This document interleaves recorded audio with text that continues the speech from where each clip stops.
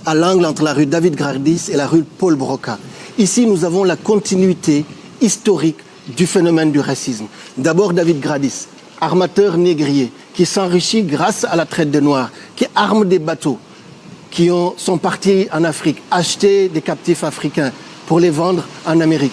Et bien de l'autre côté, vous avez Paul Broca.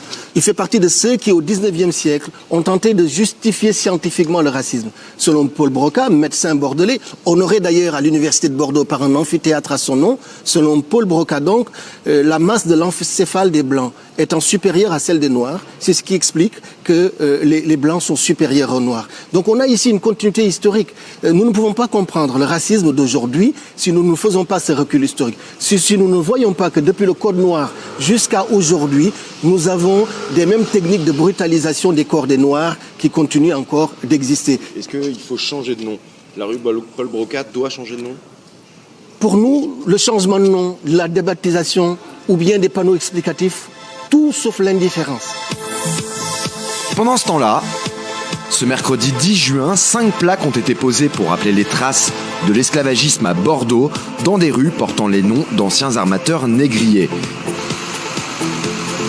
C'est l'une des conséquences directes du mouvement Black Lives Matter. Dénoncer les symboles du racisme sur les murs de France, c'est le combat que mène Carfa Diallo depuis plus de 20 ans. Le racisme est extrêmement présent aujourd'hui dans la société française. L'ampleur des mobilisations du Black Lives Matter depuis quelques semaines le montre assez. Eh bien, il y a dans cette ville une concentration extrêmement importante de signes de ce passé qu'aucun Français ne veut plus aujourd'hui. Il y a une vingtaine de rues, de places qui honorent effectivement des personnalités dont la fortune, dont la prospérité s'est faite sur les Africains et sur leurs descendants. Vous avez aussi ici sur cette place ce qu'on appelle des mascarons créoles. Ce sont ces visages qui sont sculptés dans la pierre. Et si vous regardez un tout petit peu, celui qui est à l'extrême gauche et celui qui est à l'extrême droite me ressemblent un tout petit peu. Ce sont des visages avec des traits africains. C'était une véritable mode architecturale au XVIIIe siècle. Les Bordelais étaient très fiers de marquer dans leur pierre le souvenir de leur propriété dans les colonies. Les Noirs faisant partie des biens que les Bordelais avaient. La ville de Bordeaux est le deuxième port négrier français. Le port négrier, ce qu'il définit, c'est le commerce triangulaire. C'est-à-dire que les bateaux quittent l'Europe, Bordeaux par exemple, vont en Afrique acheter des captifs africains à un certain nombre de chefs corrompus qui sont complices du système et vont vendre ces esclaves-là en Amérique et revenir d'Amérique avec les produits coloniaux. Ça, c'est le port négrier. Et en France, Nantes est le premier port négrier. 1700 bateaux ont quitté les rives de la Loire et ont fait le commerce triangulaire. Bordeaux est le deuxième port négrier. 500 bateaux ont quitté Bordeaux. On a à Bordeaux une bourgeoisie qui a fait sa prospérité sur le sang, la sueur des Africains et de leurs descendants. Et c'est une bourgeoisie qui a eu beaucoup de mal à reconnaître ce passé-là, à faire sa place dans les référents culturels, dans les référents politiques, en termes d'intégration et de lutte contre les discriminations. À l'image de la statue du marchand négrier anglais Edward Colston, renversé à Bristol, les symboles des personnages accusés de racisme sont dénoncés partout dans le monde. Il y a un aspect que nous n'avons pas suffisamment pris en compte, un aspect que ces mobilisations contre les violences policières et contre le racisme est en train de prendre en compte, c'est l'aspect de la trace et des symboles du racisme sur l'espace public. C'est fondamentalement de l'espace public qu'il faut aujourd'hui décoloniser. Des rues comme Bordeaux, ici, des villes comme Bordeaux, des villes comme Nantes, comme La Rochelle, comme Le Havre, un quartier comme Biarritz, un quartier comme la Négresse à Biarritz. Toutes ces villes françaises sont des villes aujourd'hui qui portent les traces du racisme. Pendant des décennies et des décennies, nous avons accepté que ces symboles du racisme continuent à exister dans nos villes. Eh bien, cette jeunesse française aujourd'hui, cette jeunesse du monde, elle comprend véritablement que la décolonisation, elle passe aussi par ces symboles du racisme sur les murs de nos villes. On l'a vu en Martinique. En Martinique, des jeunes militants ont déboulonné les statues de Victor Schœlcher. On l'a vu à Bristol avant-hier. Des militants ont également déboulonné la statue d'Edward Colston. On voit que partout, les jeunes du monde entier lèvent les yeux, regardent leurs murs, regardent les rues de leur ville et se rendent compte qu'ils n'avaient pas suffisamment regardé, qu'ils n'avaient pas suffisamment vu ces symboles du racisme, qu'ils veulent que ces symboles du racisme soient expliqués, que ces symboles du racisme soient débaptisés pour la plupart.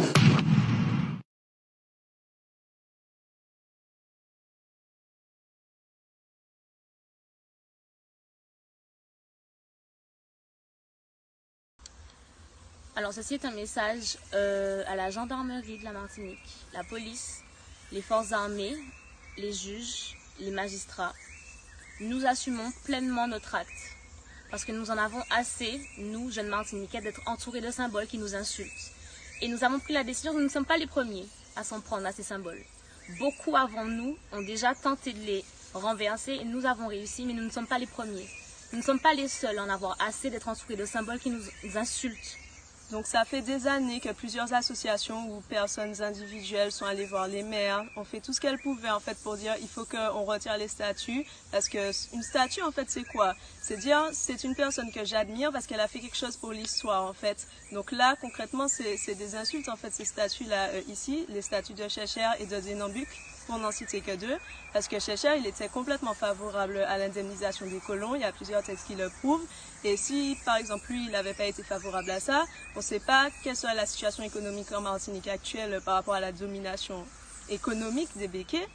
Pareil, Denambuc, ça fait des années qu'on dit les gens qui le taxent sont méchants, alors que Denambuc, c'est qui? C'est le gars qui a créé la colonie Martinique, en fait. Donc aujourd'hui, on dit aux maires qu'on en a marre en fait, qu'on nous crache dessus et qu'on leur crache dessus aussi et on veut les voir. Tous les maires de la Martinique maintenant on vous dit, on veut vous voir parce que vous savez très bien qu'il y a un problème à ce niveau-là, les statues, les noms des rues et on en a assez.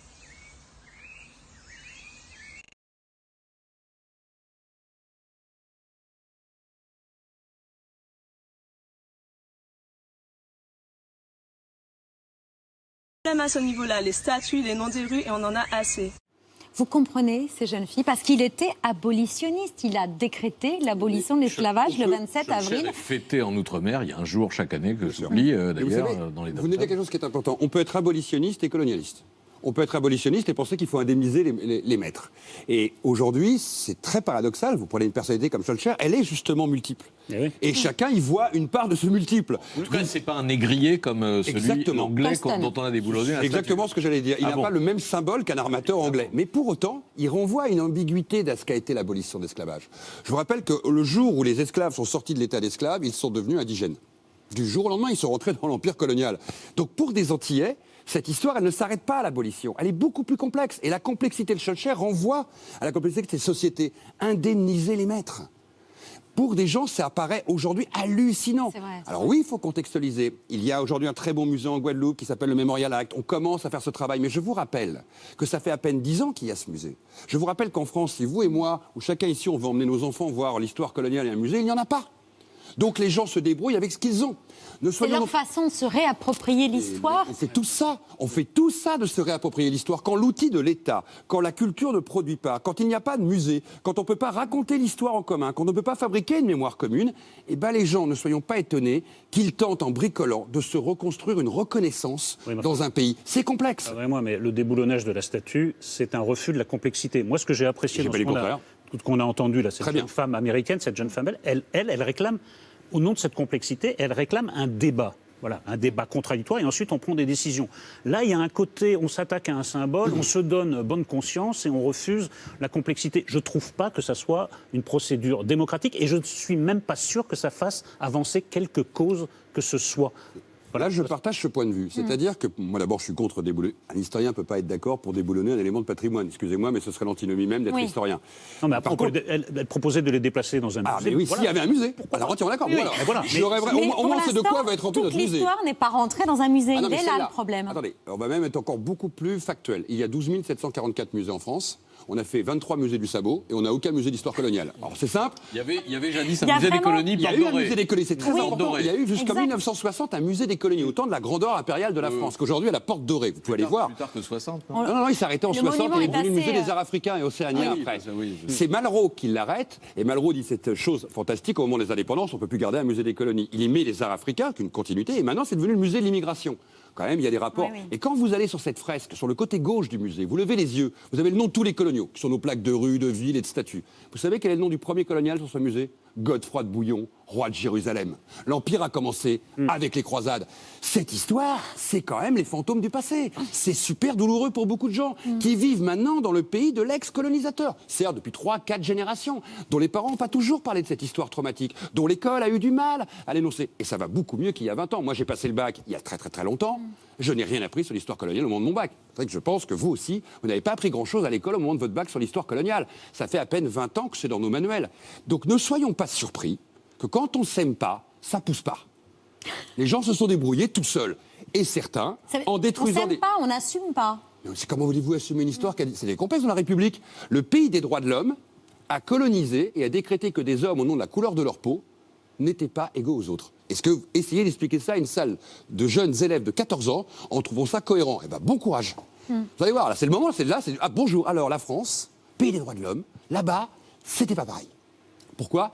Parce qu'ils n'avaient pas la même couleur de peau que nous. Mais c'est quand même le pays des droits de l'homme. Ouais. On a apporté la liberté. La liberté, dans le monde colonial, c'est un paradoxe. Et vous n'allez pas leur faire comprendre davantage avec ce genre de happening? Non, mais moi je pense qu'il ne faut pas démonter ces sculptures et ces statues. Il faut avoir des textes systématiquement pour l'expliquer, parce que l'espace de la rue, le nom des plaques de rue, une sculpture, elle nous raconte un moment de l'histoire.